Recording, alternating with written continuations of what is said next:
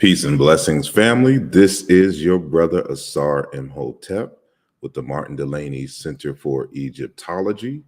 Today is Saturday, May the 7th, 2022, and today is an open discussion concerning the One Africa conference that just happened the weekend of April the 30th and May the 1st, this past weekend, held in Detroit, Michigan.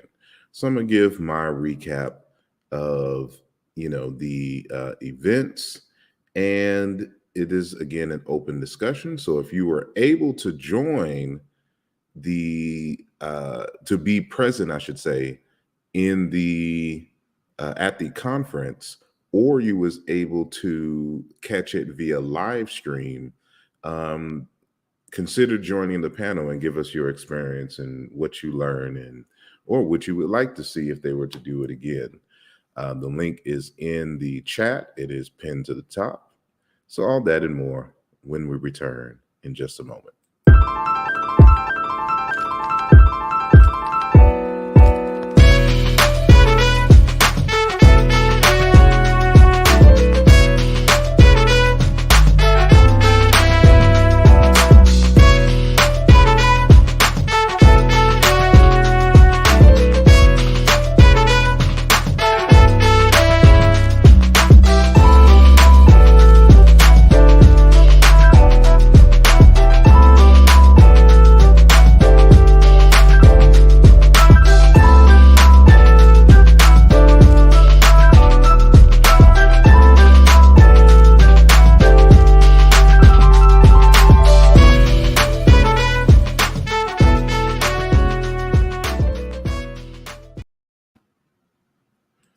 And welcome. Again, this is Brother asarimhotep. This is the Mbongi. And today is an open forum, which means it's an open discussion in regards to today's topic, which is the conference, the One Africa, the Power and Unity Conference, put together by the team who created the documentary film Hoppy, and for which I was privileged to be a part of the documentary and, of course, as well as the conference itself. And so, we'll get into a little bit of, the purpose of the conference and, my experience at the conference. And I would like to get, some intel and conversation from those who either watched it live via a live stream or who actually were in Detroit, Michigan to attend it live.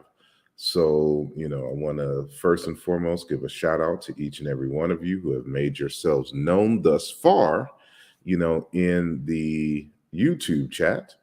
And we are streaming live on YouTube and on the asarimhotep page on Facebook, as well as the asarimhotep page on Twitter.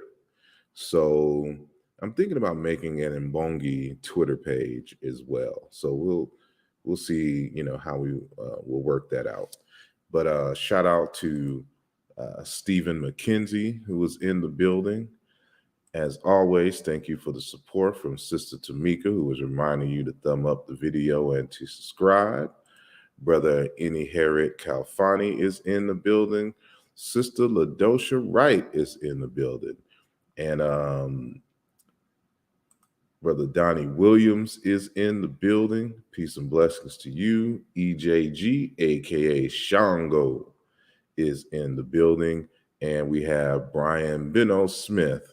Peace. Inquire Ngolo Vimpi. Exactly, family. Thank you for joining us. Oh, our running gun is in the building as well. Hotep, and peace and blessings to you.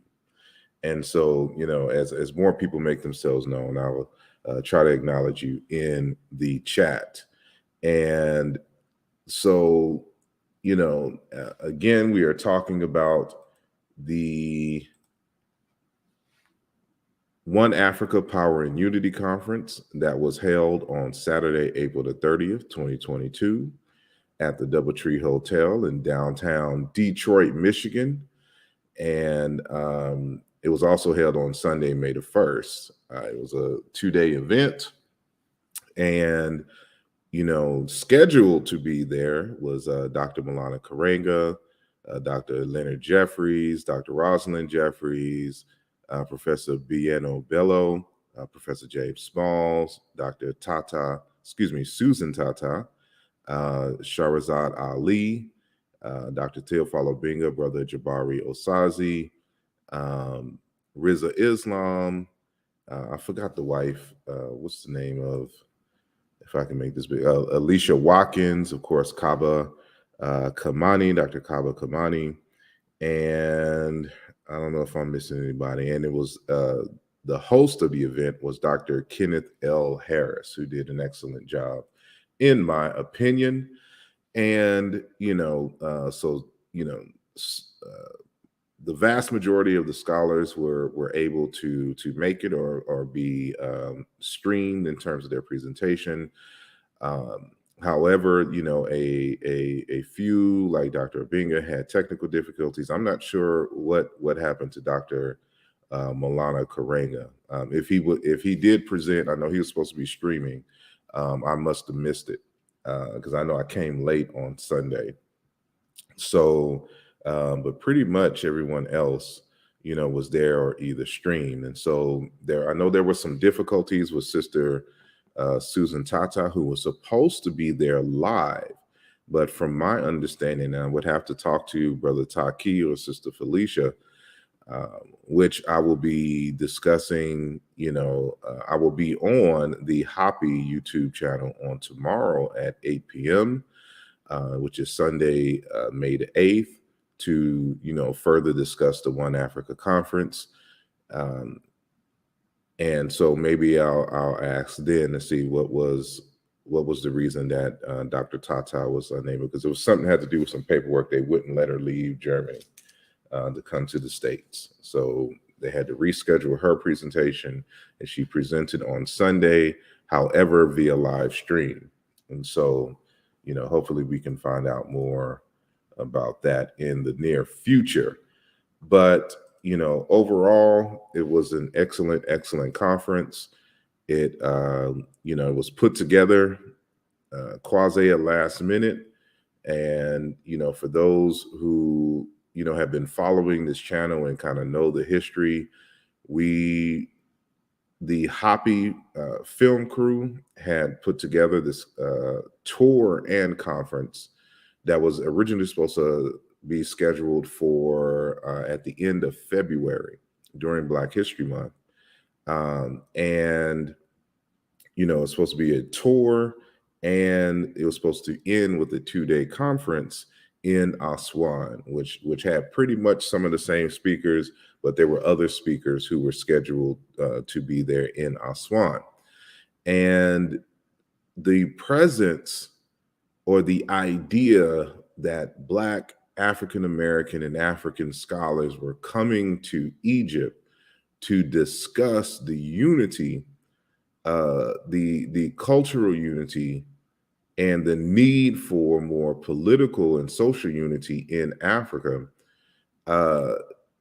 scared a lot of these racist Egyptian nationalists who started a campaign to get the event canceled, which ultimately they were successful. And there were some other situations and issues behind the scenes that, maybe will be brought out by the Hoppy crew, in the future. But I'll reserve it, for another time. But nonetheless, there was, a big outcry in Egypt, online at least, backlash against our presence there to discuss African history. And I want to share, matter of fact, I need to log in to my email, and I can share the screen, and so hold on one second. Let me go here. I hope y'all are doing well over there in YouTube land and everywhere else. And I just want to, I guess I should have set this up beforehand, but this is what I'm going to do. So let me do that, and then I'm gonna go to Google Translate for a second, and we're gonna go to Arabic, and this will all make sense in just a second. So I need to do this, right? I need to log in to my email. A shout out to the brother who sent me this information. And, you know, he's a good brother who, you know, was part of, you know, Islam, you know, growing up, who reads and speaks Arabic. And so, you know, he was able to, you know, help us to better understand just the extent of what was going on. So what I'm going to do, and I see you in the back chat, Brother Black Panther, and I'm gonna bring you on in just a moment. And so let me do that. Let me share my screen real quick so that y'all can get a better understanding of what is going on. So, right. So let me make sure. Okay. So remember what I said, that there was a large outcry of Egyptian nationalists online who created a campaign. Even on change.org, there was a campaign to quote unquote stop the Afrocentrists from coming in to Egypt to talk about, you know, African history and whatnot. And, you know, so what I'm showing on the screen right here is just one of those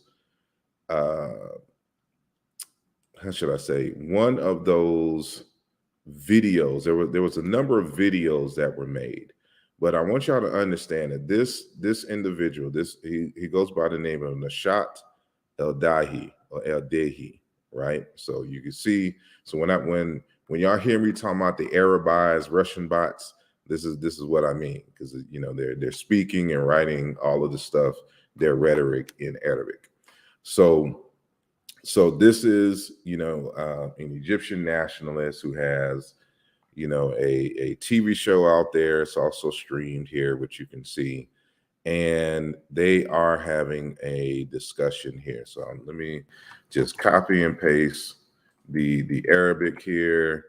And it says, antiquities are of African origin, in quotes.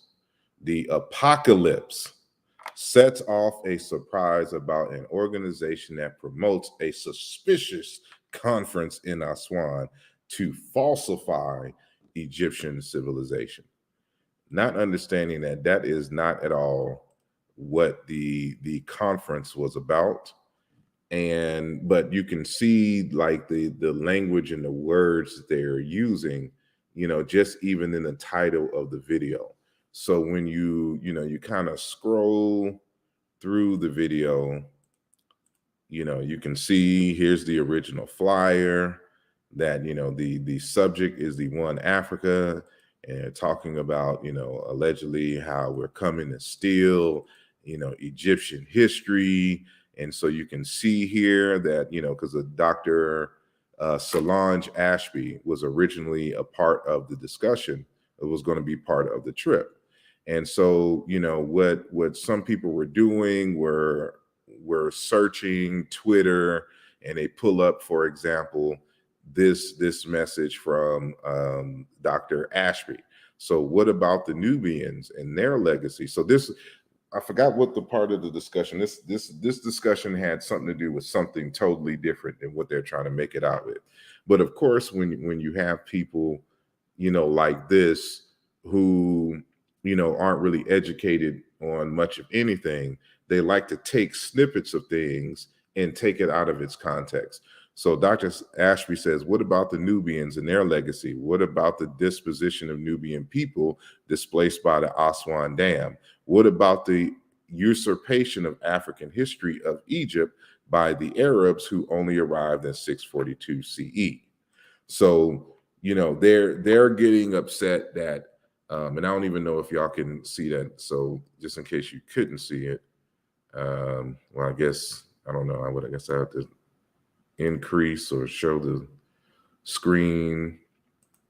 I don't know if y'all can, really see that, but I'll put the YouTube link in the chat, right? So here is the link. So boom. So for those of you on Facebook and those of you on YouTube, y'all should be able to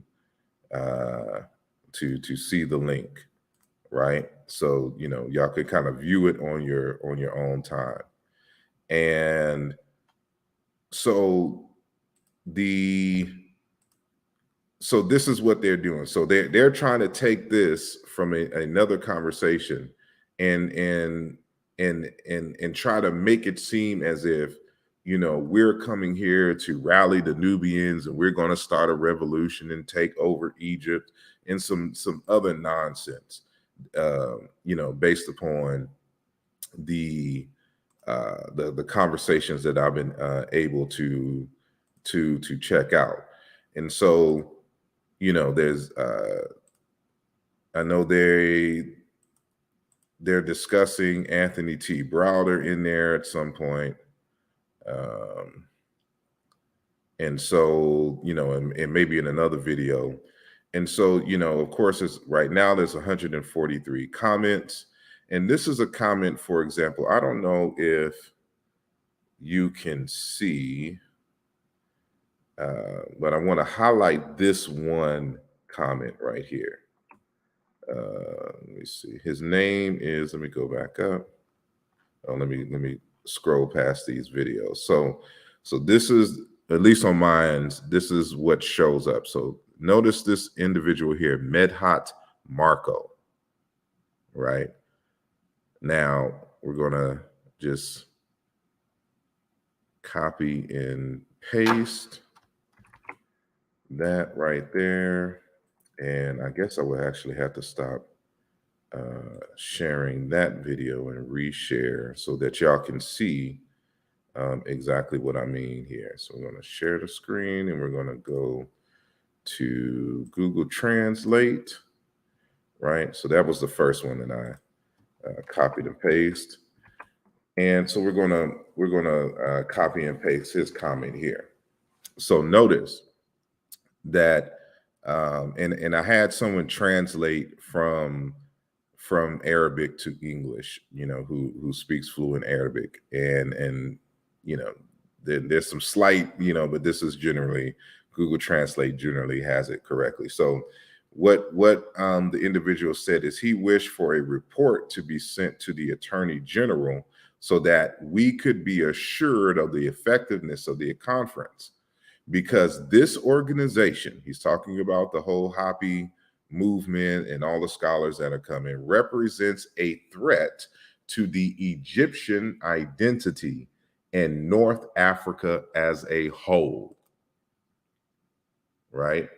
I want y'all to understand what he's saying right here. So he wished for it. So now they're trying to get the government involved so that we, will not be able to discuss African history in Egypt. And so, because if we discuss African history and if we discuss Egypt and its African conference, for the Egyptian nationalists, it is a threat to their identity and the whole identity of North Africa as a whole. So I want y'all to understand, why this situation, is serious. And so, this is the issues that and then there were some people who allegedly were threatening the lives of, like, Dr. Solange Ashby and Anthony T. Browder and others. you know and so because of that, this is why the trip was postponed until the fall, and the conference was postponed until this past weekend. So, the conference, which was originally supposed to be in Aswan, was then moved to Detroit, Michigan. And so they had to kind of scramble together, and try to get this done in a reasonable fashion. And so this is why we were in Detroit instead of Aswan, for those who are not familiar with the story. And so this lets you know how serious African scholars are, and how serious the work that we're doing, that the very mentioning of the Africanness of the ancient Egyptians threatens their identity now, and the identity of all of North Africa. Why? Because they like to lie, and they want to make the argument that these folks have always been there, and they have not.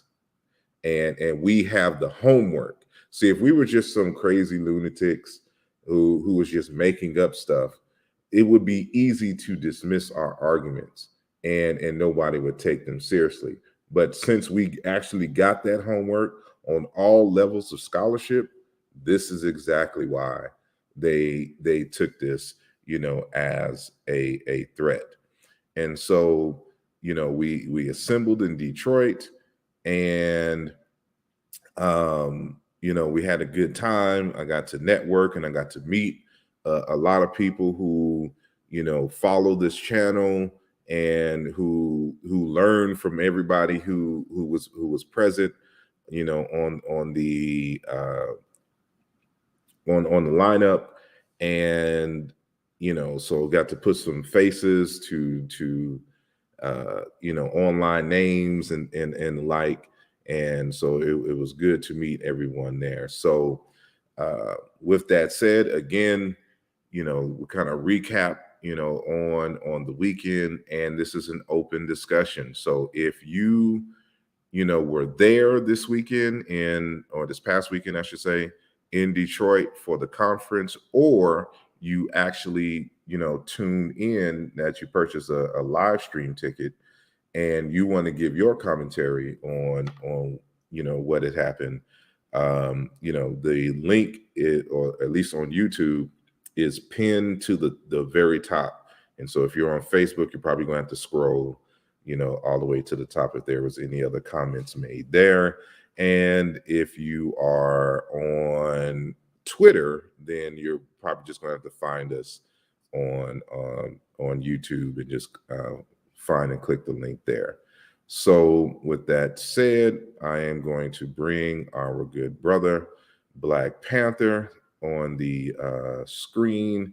And before I get to him and acknowledge a few of the folks who came into the chat a little bit later. So let me scroll up. So Mr. Trey Day is in the building. Thank you for joining us. 42 Tribes is in the building. Thank you for joining us. Teti Usamarat Ross and Neferu is in the building. Thank you. Olarisha Adesina is in the building. Thank you for joining us. And Selecta is blazing, bright and strong. Musa Nkele, or Ele, or however you say it.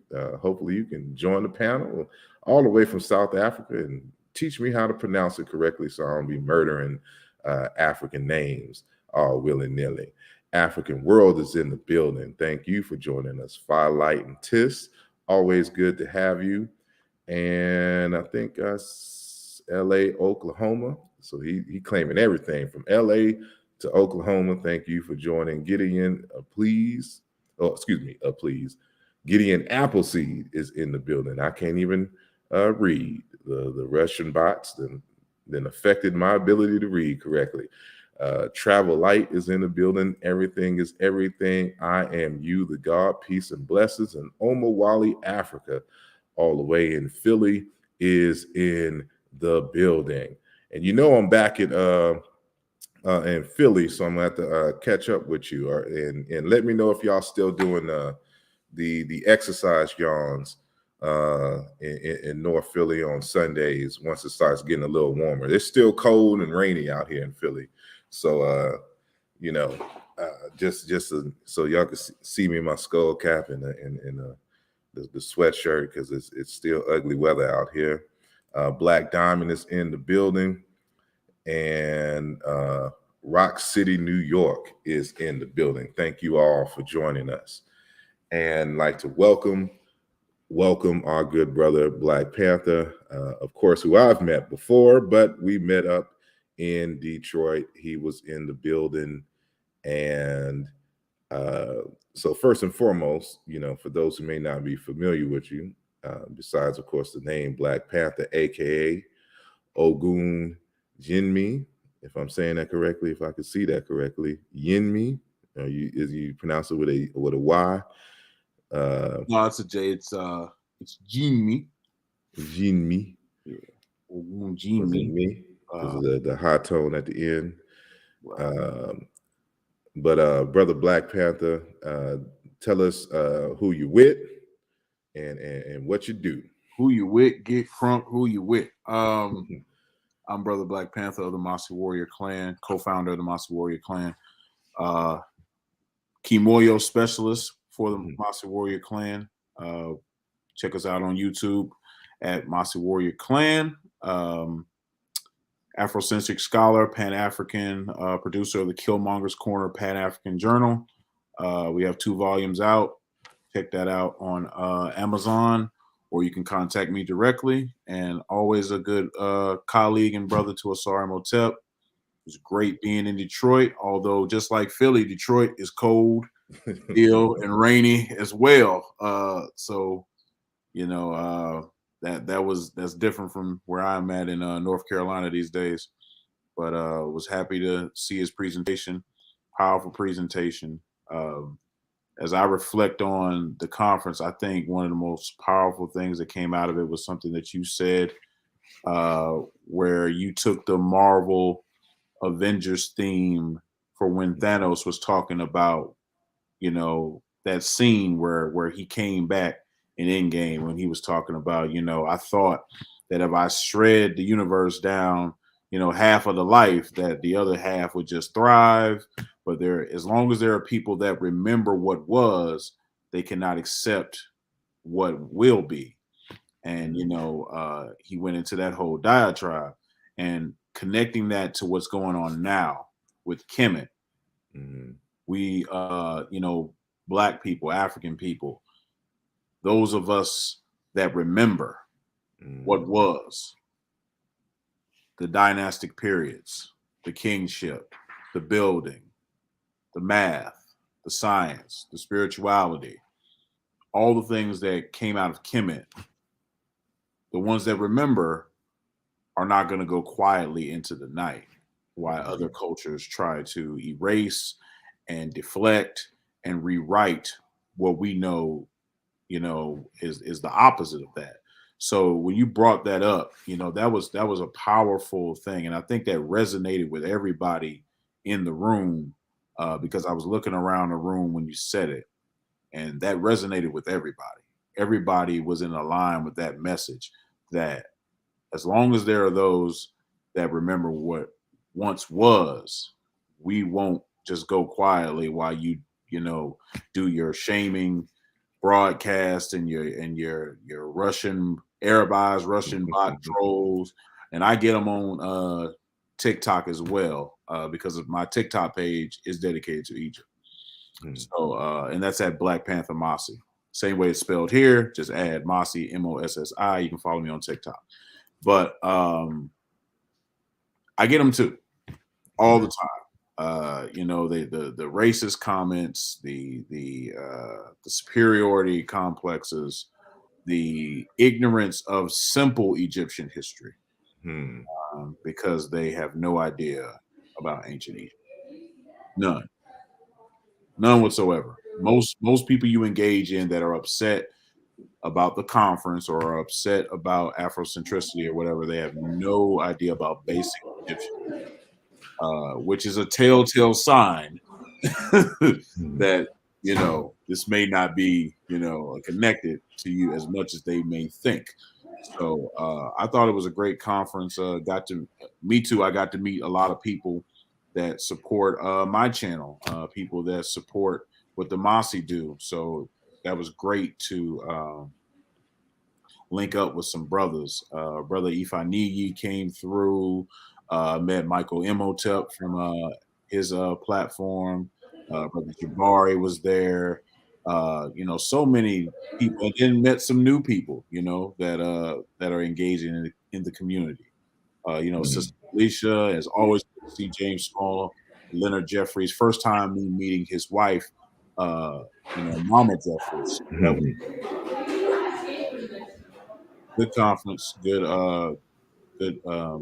chance to meet and greet people, and definitely if there's another one, I'm down. Indeed, indeed.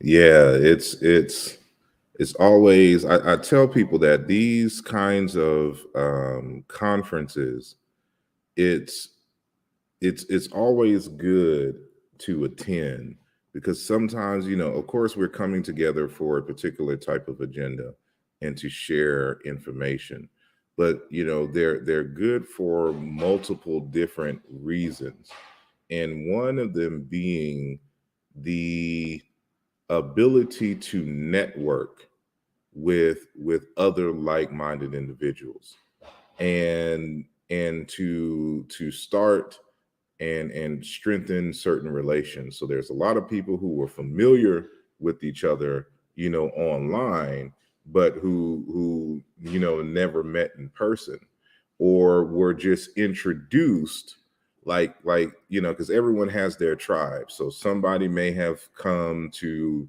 see Infodici or Professor James Smalls, but now they're introduced to Sister Tata, and now they're interested in, or some younger folks now introduced to Shahrazad Ali and the like, and so they're I really really enjoyed her presentation.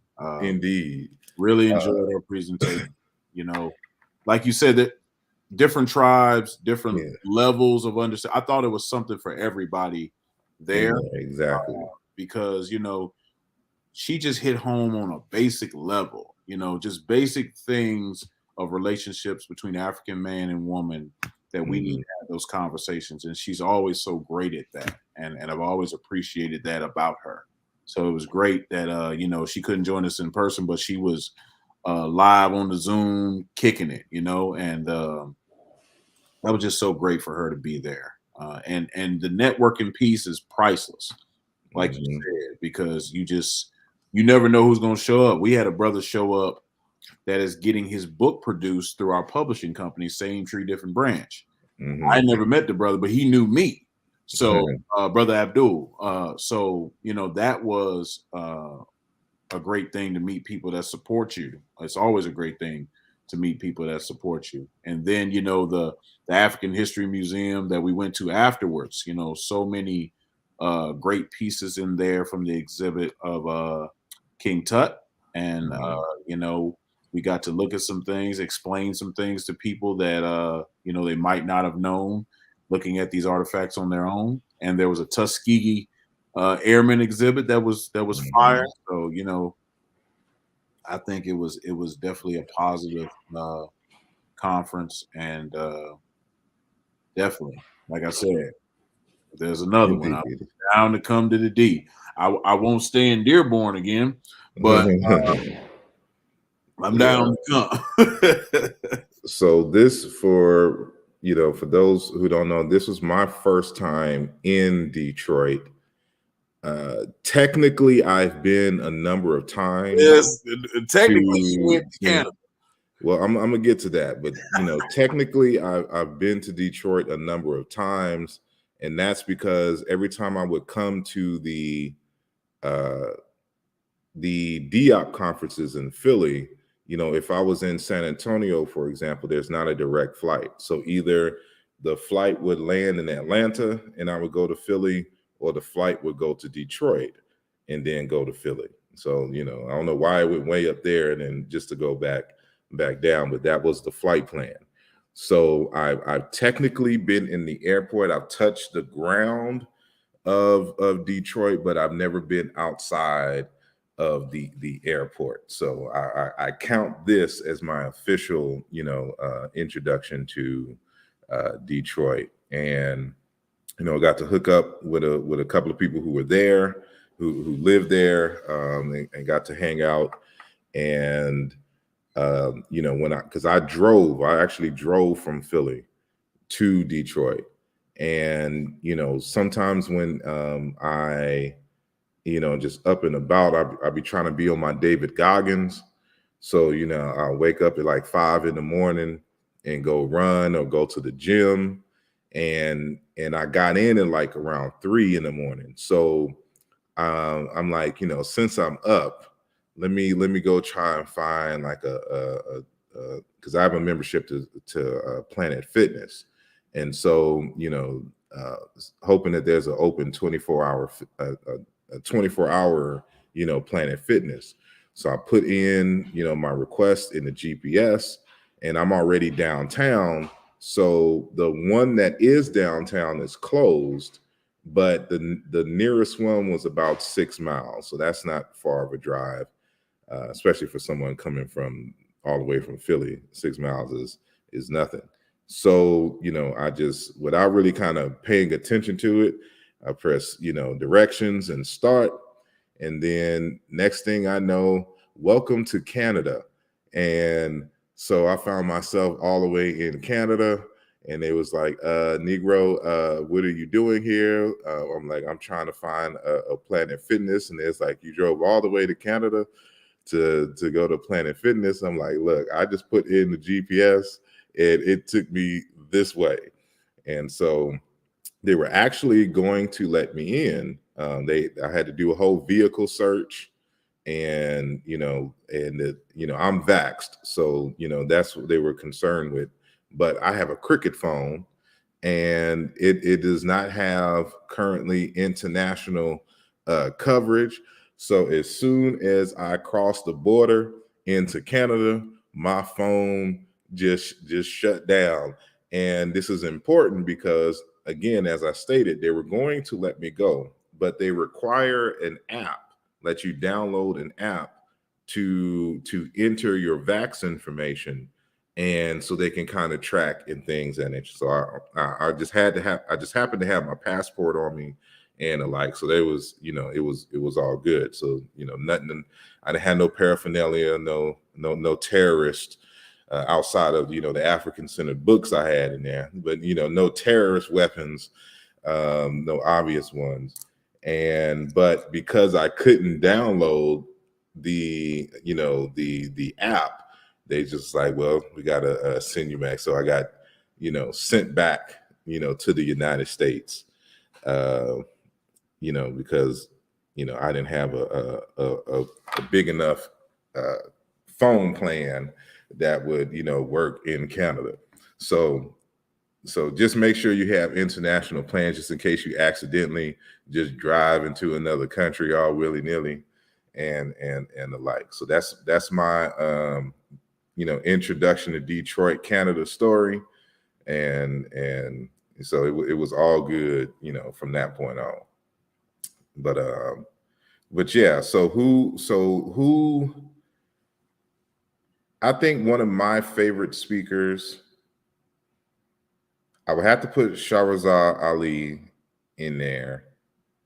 But most everybody else I'm just so used to hearing, all the time. So it's kind of hard to, when you hear them and you see them live, saying so often.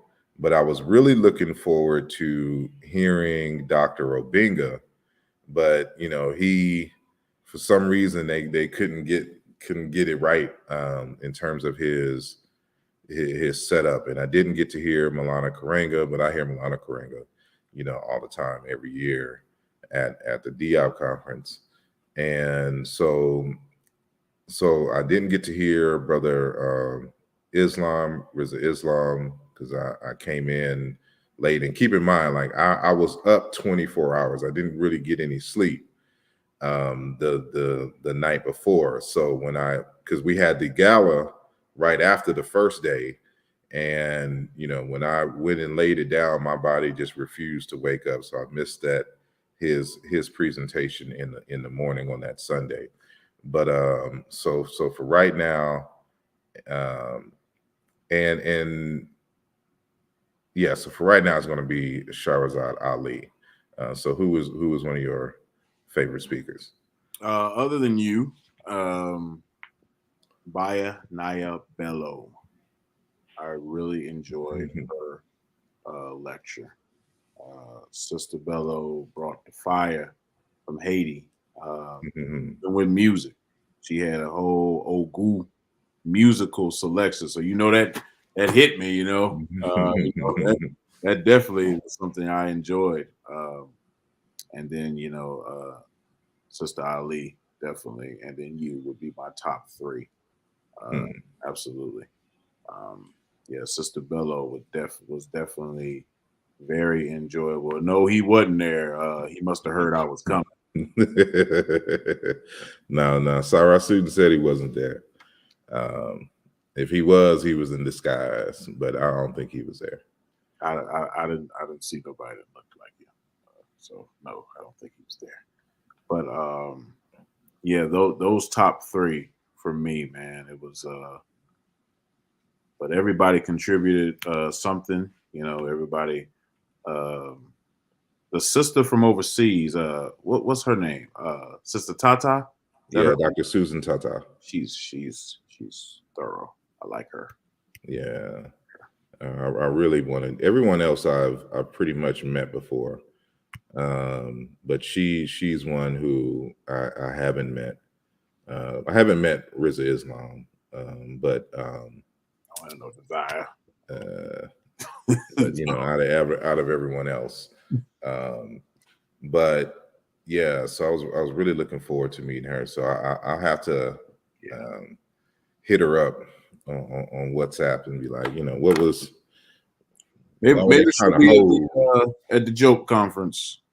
Maybe she'll be at the Joke Conference or in October. I plan to attend because originally I wanted to come because Dr. Malefi Akiti Asante was going to be in the house, and Theophile Obenga and Mulana Karenga. And that was really at first my purpose for going. I wanted to meet Dr. Malefi Akiti Asante and Theophile Obenga and Mulana Karenga because, being that Baba Obenga is getting, up there. I never met him, and being that he stays out of the country, when was I going to get another opportunity? So, and I never met Malefi Akiti Asante. Read so much of his work, I wanted to meet him. And same with Mulana Karenga, I wanted to meet him as well. But when they dropped off,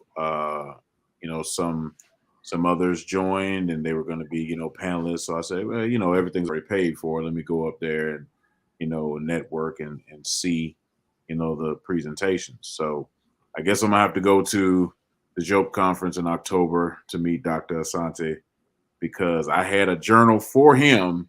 I put my journal in as many of the elders that have done work and dedicated their lives to Afrocentricity as I could. Baba Smalls, Leonard Jeffries, Sister Bello, as many copies as I had, I wanted to give them, my work as a way of saying thank you, especially Sister Bello, because I met her at the Abako Ben Sunsun event in Atlanta last year before I left. And if anybody doesn't know about that event, it's an event that Marimba Annie puts on as a cultural expression to honor different people in the Haitian Revolution and Dr. John Henry Clark and so many, people. So I met her there and I got her book, The Sheroes of the Haitian Revolution. So I wanted to in turn pay her back. So I brought her my work. So, that's how we pay it forward, as scholars and authors. So that was big for me to be able to do that. Indeed. And I've met and got a chance to, and y'all excuse the noise, I'm on a college campus right now. There was some people that I met there, and I will be setting up interviews with these people. Some of the people, not necessarily the scholars, but just some of the local people of Detroit, on the ground, who's doing some big things and have great ideas and just been a part of the movement in various different capacities. So they will be coming on the program soon. And also we have in the building Sister LaDosha Wright, who's been a longtime supporter of the channel and me, and has been doing some great things. So remember, I said that I drove from Philly to Detroit, and so what I didn't realize is that driving to that the GPS would take me straight through Cleveland, Ohio, to get to Detroit. And so, I made it a point to on my way back to try to hook up with two of my favorite people, Sister LaDosha Wright and Brother Kevin MC Chill Hurd. Talk to me, Cleveland. Indeed. So, they showed me much love when I arrived, and it was great hospitality.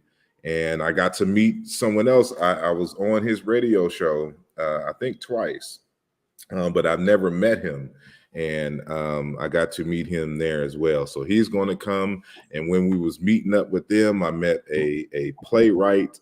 So I'm going to have a whole Cleveland week. So, I'm going to be interviewing Sister LaDosha. I'm going to be interviewing Brother Kevin MC Hurd, and the other two brothers who I met while I was down there. Please tell me you did not visit East 99 Eternal. I was trying to go to East 99. That's the first thing. As soon as the GPS told me to that I entered Ohio. No. And then when I drove and I saw the signs for Cleveland, it was, all I heard in my head was East 99 is where you find me slinging me, yeah, yo, Cleveland. Like, no. I just immediately, I pulled the car over and went to my YouTube so I could put it on so it could play in the car. So, the whole way there, I'm just like this, just bumping that old bone, but they was like, nah, don't you just don't run up on East 99 like that without knowing some folks. I know it's hood rules, but Brooklyn looking for Biggie's house. No. But you can't help it. They put Cleveland on the map, for hip hop. And let me go get my food, brother. I might have to catch you another time, man. No doubt, man. I appreciate you coming on the Happy Show tomorrow. Indeed. All right, bro. Peace. So while I was in Cleveland, I was trying to hit up East 99, and they was like, nah, brother, that wouldn't be wise. So I'm like, I'm going to set it up for next time. Maybe I can holler at Crazy Bone, and we can go down there. So did any of y'all, anyone else, were you able to catch the show? What were your thoughts and the like? And so we're going to do a quick commercial break, and we'll be right back. soon as I can find the button and hit it. You know how we do. All right. You see, I have a lot of things that's on my mind, and I would like to let them out. Look, I see reality breaking down all my fantasies. It would be nice if I at least had one fantasy. That neutrality about to take a terabyte from the American apple pie, better get a slice. It's kinda scary the way that this life is moving on. Marvin's doing backflips inside his grave, what's going on? We have head-on collisions, not seeing another's vision. Maybe that's the reason why some colors fit the description. A lot of relationships need life rafts, sinking ships. I guess you just can't have only one like potato chips.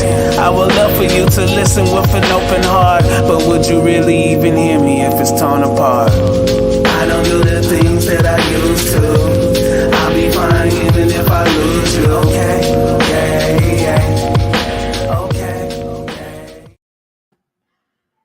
Indeed, we are still doing the fundraising for the first leg of the China Into film, documentary film, and you can do so by either joining the Patreon page, and this is the link that you see on your screen, or you can support directly by going to the ChinaIntoFilm.com. And so we got some big things going.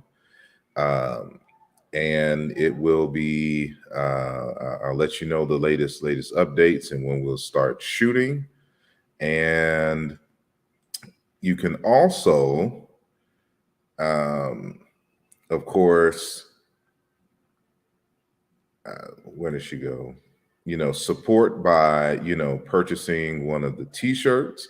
And so the link is in the not the chat, but the description of this this video here. And so you can find me there. That's not the link I wanted. There we go. To the Spreadshirt link. And so we have some of the items. So you may have seen me with, wearing the Kimoyo shirt. Matter of fact, Brother Ben came wearing one of the Kimoyo shirts on Sunday. I wore mine on Saturday, of course, the Bai and Kole and the Black is Not a Racist, a Vibe shirt, and the Ma'at Tematics. And I'll be showing the other Ma'at Tematics shirt. I'll reveal that in a little bit. And there's other designs. I need to add them here so that y'all can see. And so, appreciate your support. Everything is going towards this film project. So I want to make sure that the initial trailer that we're doing is a very good and quality trailer, so that we can do a bigger fundraising stretch so that we can get the entire film done. So let me stop that there. And so thank you to Sister Tamika for the reminders for those of you who are in the chat. And so as I asked, were any of y'all who are currently in the chat, did any of y'all see the event via the live stream? And if you did, let me know in the chat. And if not, let me know otherwise. Someone says, is the weather still cold in the US? Because over here in Europe, we good. Yeah, the weather is still cold here. Well, it depends on where you are. So you got to remember that, the earth is round and is big, and it's the tilt, is the issue for, the differences in the weather change. But yeah, right now it's in, at least I'm in Philly, so that's the East Coast. It is wet and rainy and cold as hell. And so yeah, it's we still waiting for spring and summer to happen out here. And of course, Sister Mika says it's nice in Florida, which we would expect. they don't have much of a winter out there. And to the regular questions, Sister Mika says some parts. So she was able to catch, I guess, some parts. Regina Wilson says Florida is beautiful and nice, so come on down. I'm willing, because I was born in Florida. I was born in Jacksonville, Florida, and so my body is tropically adapted, and I'm allergic to cold, but it is what it is. So I need to get back to Florida and bask in the weather of my birthplace. But yeah, so for the if you would like to, Sister Tamika, you can join the panel and tell us what you got from the parts that you did see in terms of the live stream, if you do not mind. And of course, you do not have to show your face, but the link is pinned to the top, for those, who don't know. Otherwise, I'll just, continue. And so it's nothing much. It is what you would expect from a conference, but I really appreciate the, how they were able to put, the conference together in such a short period of time. And and actually, which is crazy, is that one of my old elders and teachers out of Houston, Texas, actually made it up there, and was kicking it with Professor Smalls. And so that's a history. If I do something on the Tasseti African Historical Society in Houston, Texas, that that's worthy of a show unto itself. So maybe we can get Brother Taha to come here and give us a little history of that and their connections with Dr. Ben and the formation of the group out in the Houston area. So indeed. So, but again, I met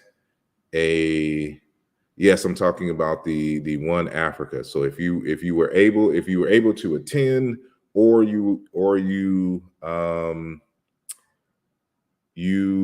got to catch the live stream, then I would love to hear your take on what you saw, and what would you suggest. So keep in mind that this was because of the issues in Egypt.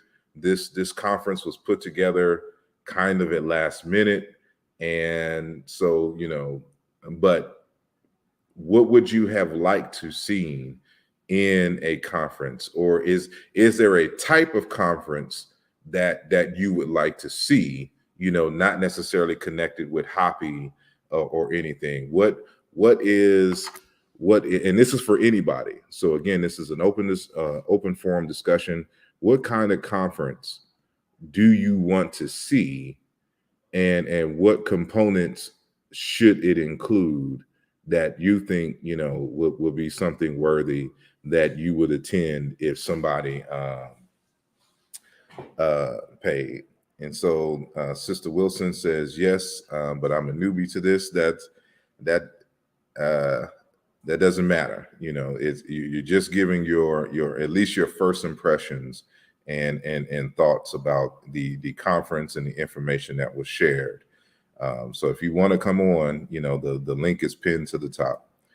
And so EJJ says, I know Brother Taha. So yes, and I see the Texas Southern. It looks like icon is really small on my screen. So yeah, H-Town is in the building. And so yeah, it was a fascinating event. And again, and this is something that's not necessarily connected to the event itself, but I'm just commenting on the vibe of the people there. And so Detroit Motown, Motor City, I should say. Most cities in, suburb of Houston. Don't want to get them confused, but Motor City, Motown, it is one of those unique cities that has a large African American Black population. It has a rich history in the movement. It's the home of Detroit Red, aka Malcolm X, and the birthplace of the Nation of Islam. The link, Sister Regina, is in the chat that you're typing in. It is pinned all the way at the top. You may have to put your mouse or something over it.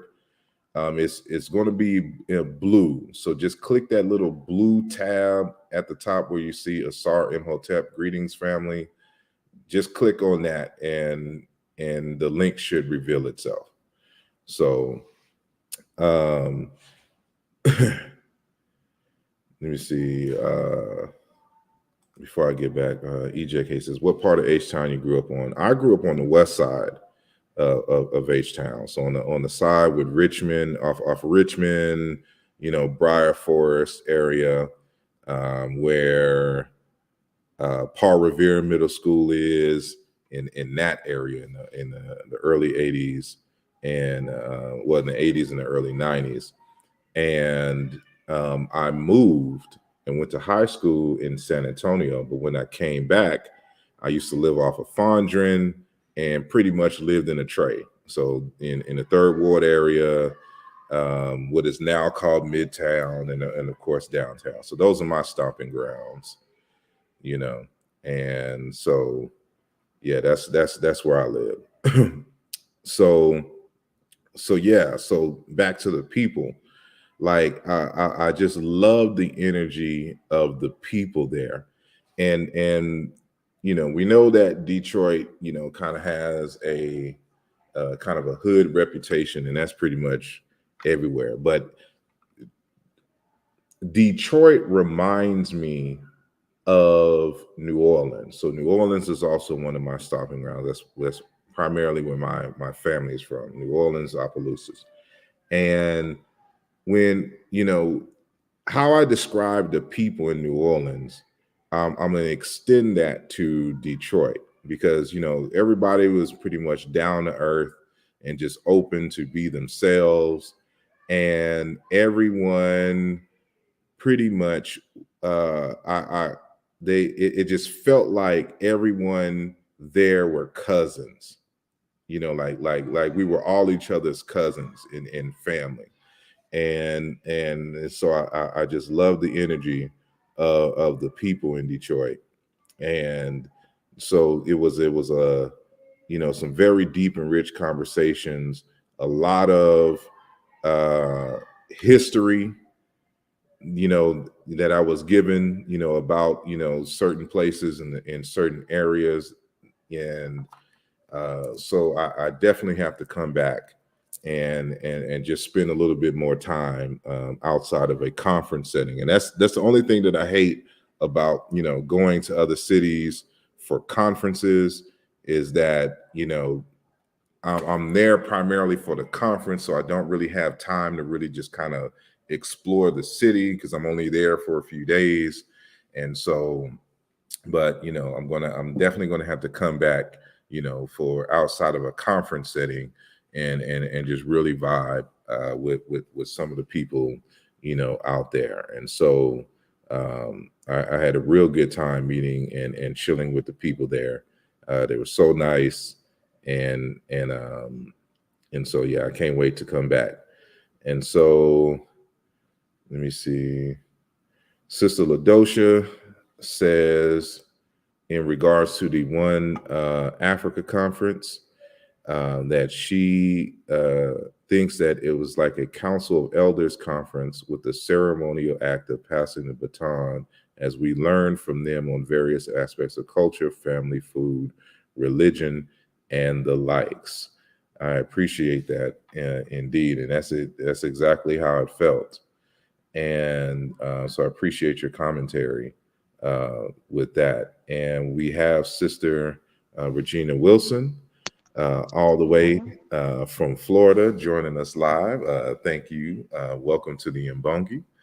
And well, before we get into your commentary, you just introduce yourself and tell us a little bit about yourself, and we can go from there. Okay. Can you hear me okay? I can hear you well. All right. Well, hello everyone. I'm very new to this. All right. I'm really just now waking up after all these years. I'm really just now waking up. And I'm down here in the beautiful state of Florida that has all kinds of issues, but wherever I am, I see beauty, so it doesn't really matter. And when I heard about the conference, I was like, oh, I have to go to this. And so I just paid my little bit of money, and it was worth a lot more of the money than I paid for. And it was, for me, just understand, I'm new, right? So one Africa, what are you talking about? Okay. And the diaspora, and there are words and names, that I can't even pronounce. You see, so that's how new I am. But it sparked something in me.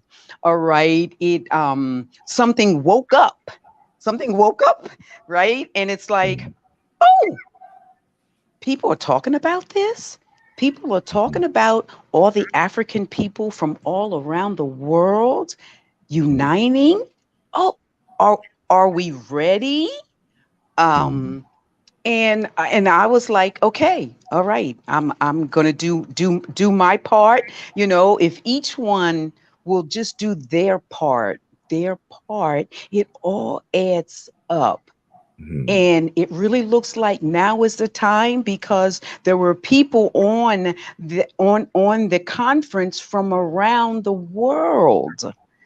And it was like, you mean the Black people in Peru, in Argentina, in Colombia, in Honduras, Costa Rica? And, the professor from Puerto Riqueño, wow. I mean, there was a sister that was in the news last year, and she did something that was not nice, right? And she was from Puerto Rico, you see? So it's like, wow, they're waking up too, to who we are. So it was, it was really nice to be there, where I didn't get the sense that one was fighting against the other.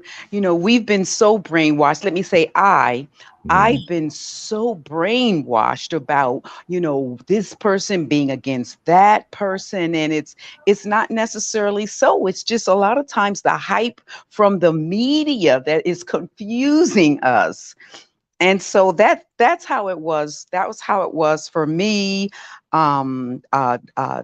Kenneth Harris, that was our MC, correct? Was that our MC? Yeah. Yes. That was our MC. And there were just so many things, and all these different domains to think about. It was like, wow. And if you guys aren't understanding, there was a person, I didn't get his name, but he talked about these 5 domains, and like the spirit domain. And for me, spirit is the ultimate, right? Is the ultimate domain. And then he talked about the mineral domain. And I know in the United States that the soil, the minerals have been depleted in our soil, right? So the carrot that I eat today is not like the carrot that my grandparents grew on the farm, right? The plant domain, and I am eating more plants. I'm moving from eating meat every meal, right? It's a consciousness change, but it's slow. I'm not trying to make it all or nothing, just a little step at a time. So I probably talked enough, but just, No, it this was is so excellent. delicious. I mean, it was delicious. I mean, it was.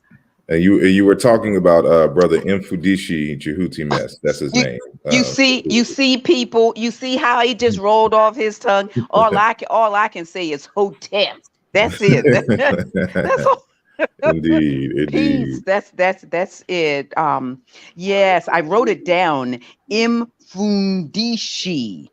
Yeah. Imfundishi. See, Yeah. and it was just wonderful, and we have to do it more. And the person, she told me, I just got on relatively late, Uh-huh. but I figure I'm just going to continue to listen. I hear that you are asking for funds to help with a trailer. All right. And people, I'm going to contribute. It won't be a lot, but I have learned, if I do my part, that's my piece of the puzzle. All right. And I don't have to look at it. I don't have to look at my piece and minimize it. It's just my piece. Right. And I know spirit will multiply that piece. That I know that in my own personal life, that spirit multiplies whatever I put out there. Got a clean heart, an open heart. Spirit says, "Oh, that's my child. I'm so proud of her." Mhm. You know? So anyway, Indeed. Yes, thank yes. you. And I tell people this all the time. You remind me of a recent conversation that I was a part of. Matter of fact, I was on Brother Sa Netter's channel, and me and Brother Jabari were on, and our good brother, he means well, but he didn't understand that concept, because he's looking for this big change to happen all at once, from Black people. And I'm like, it's not going to be that No. way. Everyone has to just be the best versions of themselves Yes. and do what they came here to do, and to Yes. make their contributions. Those individual contributions will come together Yes. and elevate, but you can't worry about anyone else. You can only Yes. do what Your you can part. do, and control yourself. So, like, Yes. what you're stating is kind of Yes. reinforcing Yes. that sentiment. Yes. And that's what I try to do with this program. I understand that it's not the biggest platform in the world, but all I can do is what I can Yes. do. Yes. And whoever it Yes. can reach, and change. Yes. You never know.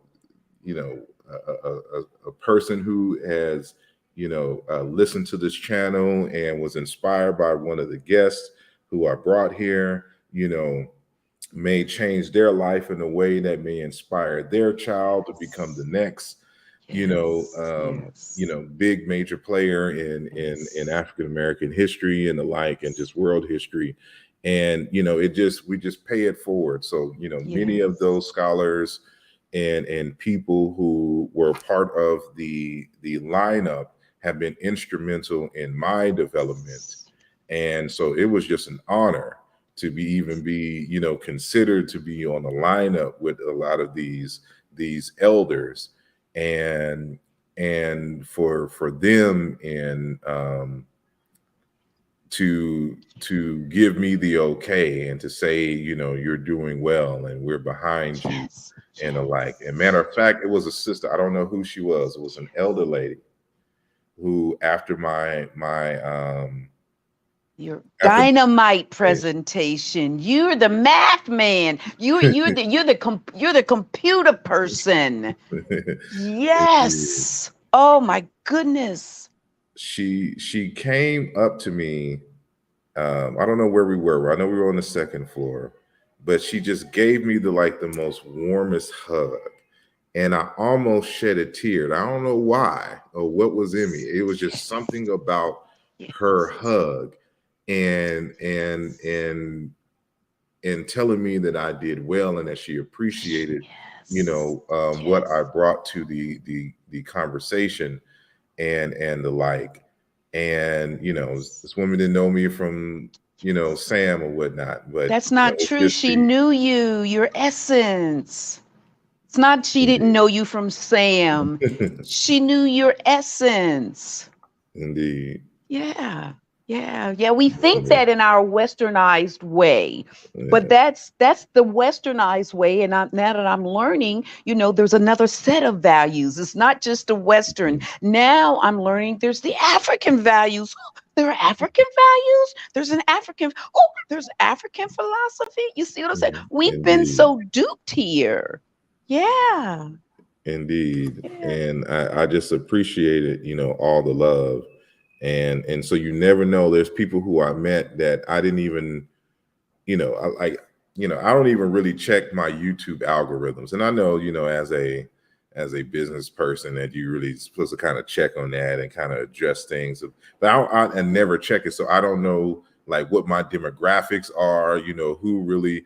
I just put on the program and then it's on to the next. So I don't really be knowing that, outside of, individuals who make themselves known in the chat, that they are watching, and and and that, either what I said or people that I brought on have impacted their lives. And so I'm hearing these testimonies, and so it just it makes you think about, like I say this all the time, like we always got to be mindful of how we are in the public, because we never know who's watching, and what, how your behavior and how you interact, affects them in their lives.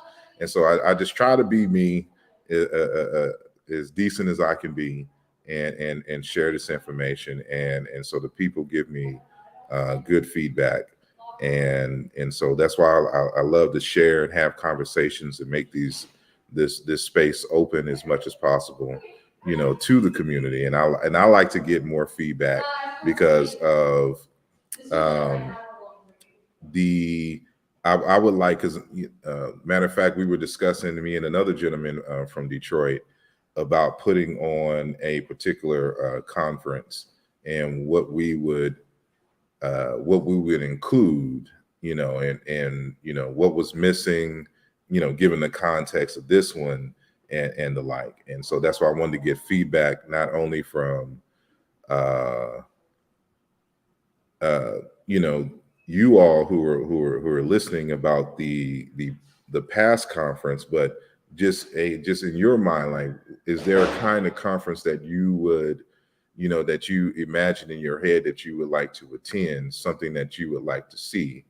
And I want to see to what degree I can, put something on that is, cater to the not only the needs of the community, but the desires of what they want to see more of and be a part of. So, any feedback or that is welcome along that line. So, but yeah, anything else in regards to the conference The itself? the okay. Well, again, I'm just going to repeat myself. Go ahead. Okay. Intention and attention. Mhm. And that the spirit of memory and Alzheimer's, and Mhm. it seems as if, like everything else, Alzheimer's has disproportionately hit our community, and even my mother and my grandmother, and I just feel like they just checked out. They've had enough, and they just checked out. They're still alive, all right, but their little soul is like, you know what? I'm done. Yeah. Okay, and they've just checked out. In terms of, I think at some point they're going to divide up the conference itself and make it available, so that we can go over it and over it. You see, because sometimes when we hear things, there's no way we can get all the goodies and nuggets from one time. Well, I'm not like that anyway. I don't have that kind of brain. So it would seem that, going into more detail. So if there was a conference, and I physically would attend, I would want one. I'm going to tell you, I would Okay. want one that would help me to be able to say all these words, these names. Mm. There's an alphabet. And I feel, you know, um, me español, my Spanish is much better than this. And I really shouldn't feel any shame. All right.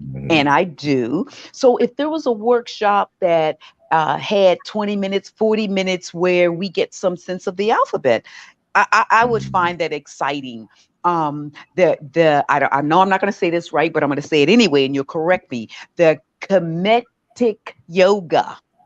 All Mm, right, to be in that to me would be really wonderful. To get a sense of that, the flavor of that. I would like that, but everything that we had, just having it to be like a workshop where a mm. person doesn't have to get up and they're trying to say everything in X amount of minutes. It's too Yeah. much to get in X amount of minutes. So I think that would be something that I would say. I took notes, so I'm just looking at my Mhm. little pages. There was just oh my God, the three gifts: the intellect, the knowledge, reasoning, language. Mm, All of that. And language is important, and the words in English. That's pretty much all I know. I do work more. I'm more conscious of the words that I'm saying, because they do have power. They do have energy. Like when you were saying, the lady don't know you from Adam, and no, but she does. Actually, she really does. And I've learned that, in terms of my interacting with people. I know them even if I've never met them before. So, yeah, I think that's what I would say. It could in fact be, a world tour, or mm, in the states, a tour in the states, in the hot spots: Newark, Philly, Detroit. One of my cousins in Detroit, she did get on. There could be workshops possibly where you go around the states and around the world, where it gets broken down to one thing. That's just my idea, but mm, it was wonderful. It was that mm, food, right?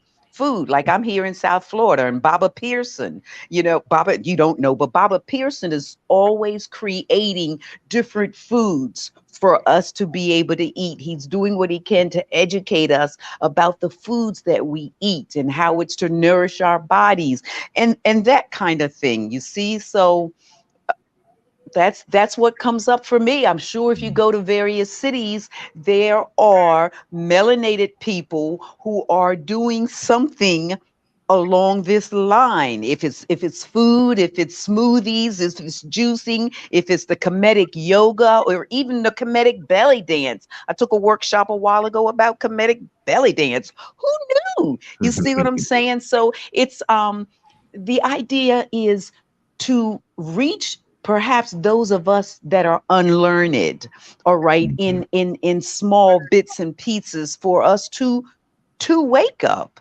So mm, I don't know how to get out of this, but I mm, see I can leave that way. I can go back, and mhm. I think I've done enough now. But thank you so much No for problem. allowing No me to come up out of my shell and to open my mouth, problem. because sometimes I don't feel like I have anything to say, or I have a right to, but I know that's a lie. That's what I got brainwashed with as a young person. And it's like, I'm an elder now. I got to take those shackles up off of me, right? I got something to say, right? We all It, do.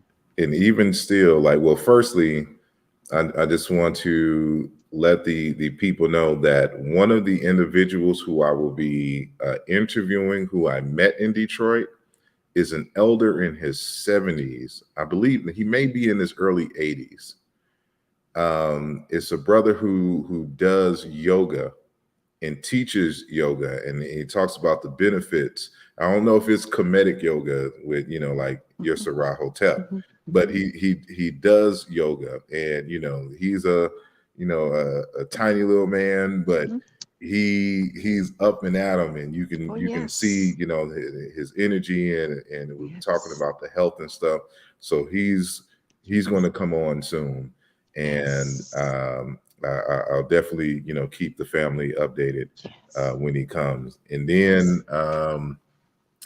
also I was going to say that the idea of the Mbongi, I got this from the Congo, from among the Bakongo people, as told to us by the late Dr. Kimbo Adinde, Kia Bonseki Fukiao. And he wrote several books, but there's a book called Mbongi, where you can get the details of what an Mbongi is. But an Mbongi pretty much is the center of town is a space where the townspeople come to discuss issues concerning the community. And so you will see, of course, elders who kind of guide everything, but people of all ages, children are required to come and sit so they can learn how to navigate in the politics of the Mbongi, because of course they're going to be the ones taking over that space in the future. But that sense of openness and where everyone's learning from each other, that is the intent and purpose of this program. So even if even if this channel is really kind of African centered and we deal with a lot of African history, even if it's that, but it is also just simply life experiences, other issues in terms of education and science and the like. It's really kind of a wide variety of things, and I try to tie all of that into the African centered paradigm and things, so that we can tie these things together. But the important thing is that even if you, quote unquote, of course, by your words, is a baby in this conversation, of course, you being an elder, you have life experiences and testimonies in these other areas, which would be just as important for us to gauge, and study. And so, I appreciate your presence here, and you sharing your testimony of the conference itself, and even slightly a little bit about transforming your thought in a different orientation from what you typically grew up with. And so it is an honor and a pleasure to have you on, and I thank you again for your sharing. Thank you. Thank you. So I'm just going to listen now. Bye now. All right, it'd be easy. So yes, I thank Sister Wilson for coming on, and of course, if you would like to come on, the link is at the top on YouTube, and you have to scroll on Facebook to join the conversation. And so now I'm just going to go through some of the chat responses. And let me see. Elevate says a conference that references. I'm assuming that you are responding to the question of what type of conference would you like to attend. And let me see. Conference referencing what to do in the real world today for our people. And there are many aspects, like even with this conference, for those subjects that were discussed, in terms of real world applications outside of the historical narrative, that was definitely put into place. So, for example, Shahrazad Ali and Dr. Watkins, they both spoke on the relationship aspect of this unity, and this is something that we really don't discuss much in a very serious manner and that is how to love on one another and to be able to build and connect with one another and in the right mindset. Because if your personal life, especially your intimate personal life, is in disarray, it is going to reflect also in your business, in your ability to work, in terms of building wealth and the like all of that is affected. And of course, your mental health and the like. And so, if we are going to move positively into the future with growth, then one of the things that we definitely have to get right and understand is how we interact and build relationships with one another. So that's something that was dealt with. For example, what's the name was dealing with starting businesses, starting and getting real estate to help fund certain projects and the like. And matter of fact, when, you know, when she finished her, this is not Dr. Bieno. Let me get so you can kind of see in a greater fashion. And so if you see on the flyer, she is going to be, I think she was added later, who I'm talking about. So it wasn't Dr. Bayena Bello. She was talking about something else. But that Dr. Farouch, she had a whole she had a whole workshop in the lobby, you know, trying to get people to understand how to use real estate and to start business and setting up their LLCs and S corps and the like, and it was very powerful. And I wish that, you know, that could have been shown, but again, that was just, people were so enamored by her presentation that they couldn't wait until after the conference to link up with her.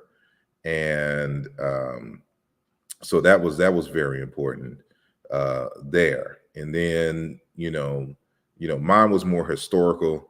So, you know, it was more so for pedagogical purposes, you know, the information that I was using for when you're teaching this Africana studies and the methods used to make those particular connections that would, you know, falsify these narratives created by who I call the Arabized Russian bots, who are trying to fight off Africans telling their own history.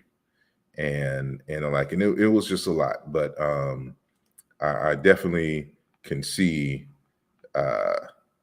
you know, more of what you're talking about. And normally at a conference, well, an academic conference, that is, this wasn't, the first one was more of an academic conference, the one that was supposed to be in Aswan. However, because of the things changed, because of the issues, the focus kind of changed with the conference in Detroit. But normally what will happen is that, you know, after a lot of academic conferences, a number of papers and things will be selected, and then it will be compiled into a book so that people can read and get the fuller, you know, analysis with references and the like. So you can get those if they're presenting on something in that fashion. You can get the step-by-step, you know, in the text. So I don't know if that will actually happen for this conference, but definitely if we was to create another conference, you know, that may be something that we can put on the table. So let me see. Let me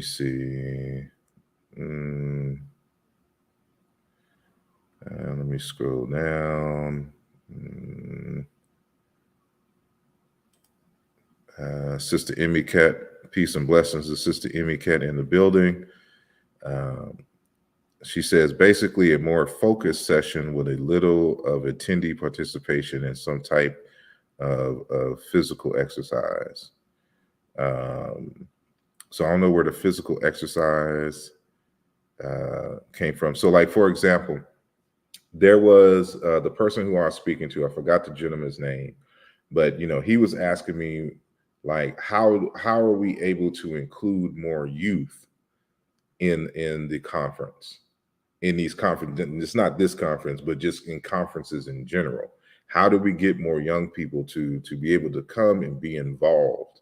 And so we had a whole dialogue about that, and we you know, came up with some good ideas. So I know in the conference that I create in the near future, that is definitely going to be a youth component in that particular participation. And I'm pretty sure that, you know, if there was a session, you know, let's just say if there was like a yoga session, then, you know, people will have to come dressed for that, you know, if they're going to do yoga at the conference, and that has to be timed a certain way.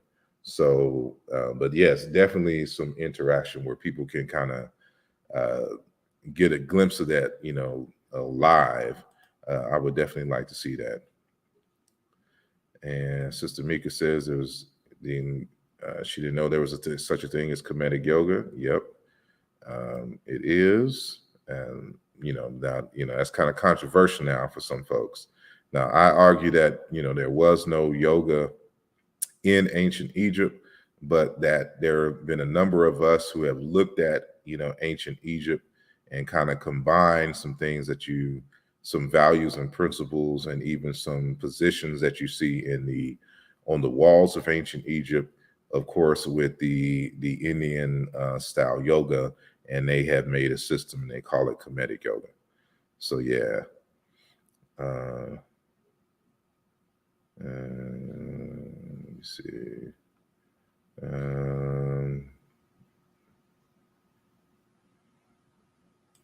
Let me see. I don't even know. Baba Pearson, UNI is a Florida Caribbean. That's his name. I don't even know what you're talking about there. Let me see. And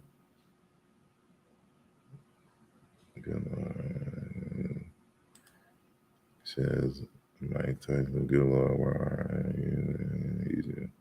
I don't even know what y'all going on. I'm just going through the comments, y'all. So I'm trying to find a question or comment worth discussing. Is this in your let's see.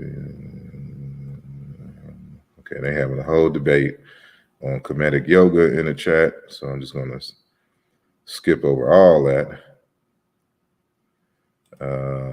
Magi Al Baobab says that he has a video of Professor Smalls dancing with some Nubians. I wouldn't be surprised. Matter of fact, I have some video. You won't see me dancing per se because I'm holding the camera, but in the Nubian village, we had a little powwow there, and I got that on video. But I'm holding the camera, so you can't see me participating. But so I'm not surprised at all. Let's see. And they're still debating on comedic yoga. Yep. I'll just skip over all that. Yeah, the Sesh Meta-Netra group has already done. Like I said, that's why I said I'm not trying to be controversial, but we've already had that debate on whether comedic yoga is a thing in regards to ancient Egypt. It is not, but that does not stop someone from creating it and having Egypt as its foundation. So it is a real thing now, and it is thriving and expanding, and people are gaining benefits from the comedic yoga. So it is what it is. And so I haven't seen anything else. So y'all stuck on comedic yoga for the moment. And so I've been on for like an hour and 38 minutes. And so I think I am going to end the show right now. But I just wanted to get your feedback, and I appreciate each and every one of you for joining the conversation and participating in the chat. I had a good time at the conference, and if you join the Hoppy YouTube channel on tomorrow at the same time at 8 p.m., then you can kind of hear more and me dialoguing with Sister Felicia about the conference. So I appreciate Brother Ben and Sister Wilson for joining the conversation. And I'll answer this one question before I go, though. Sunjiata says, where's the conference live stream available for purchase? Well, it'll probably more than likely be on the hobbyfilm.com, but I think they're actually going to chop it up and, kind of clean it up a bit and, get rid of all of the, kind of just miscellaneous stuff in there, and then create a single video or set or digital download for people to be able to purchase. So I'm pretty sure that takes a little bit of time. So I'm not sure when that will actually happen, but again, you can go to hoppyfilm.com. Let me pull out the banner and join the newsletter. And so they send out a newsletter periodically. And I'm pretty sure once that is available, if you are on their newsletter, you will be the first to know. So appreciate your question. And so I'd like to thank each and every one of you again. Just a reminder that in the near future, at the end of August, I will be releasing Race and Identity in Ancient Egypt, Volume 1, Towards a Meaning for the Place Name Kemet.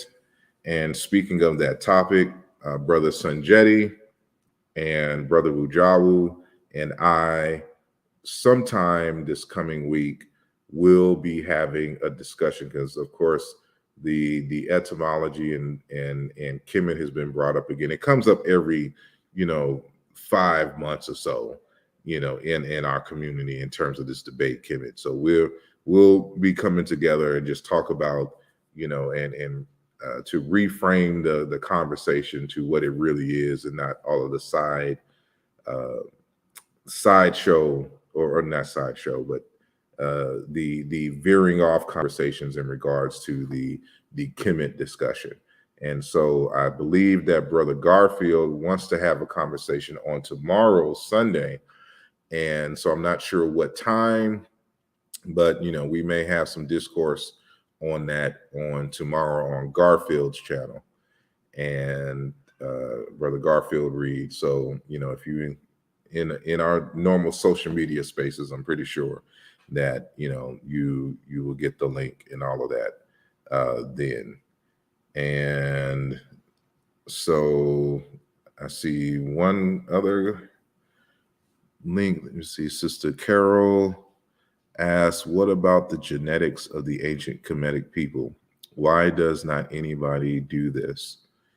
There has been some genetic studies done, but there hasn't been much.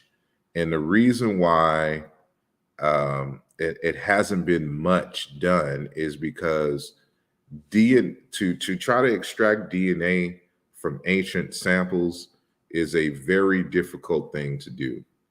And that is because of all of the contamination being buried for so many years and chemicals that can distort and deplete any kind of DNA.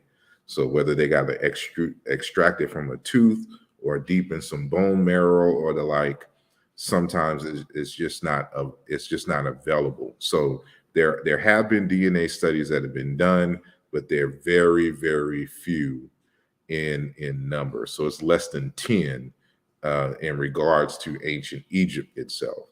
So it's really not that big of a sample size. But even still, a lot of them have been done on New Age mummies. During the time where there was an influx of foreigners into the space of North Africa in general, but in ancient Egypt in particular. And so these are just some ongoing things, but this is one of the reasons why also, we encourage STEM for those of us, so that, we need actually more biologists and people who are familiar that can do DNA studies to get these degrees and get access to these places and get involved in these conversations. So yeah, that's that. But I see Brother Lionel has joined the conversation, but I'm actually going to end the show, and so I didn't want to extend it, that long. So should have came on earlier. You probably just now hearing about it, but I do appreciate you coming on. And so, maybe we'll do a different show that we can kind of pull up and show you exactly what the studies show, Sister Carol.